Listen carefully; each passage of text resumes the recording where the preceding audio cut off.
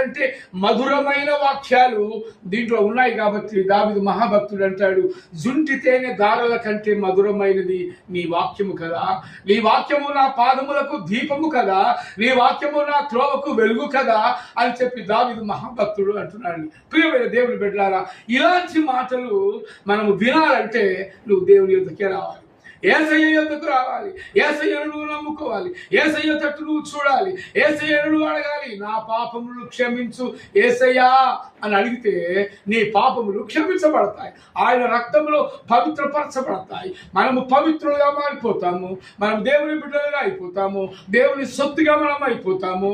కనుక ఆయనను మనం అడగాలి.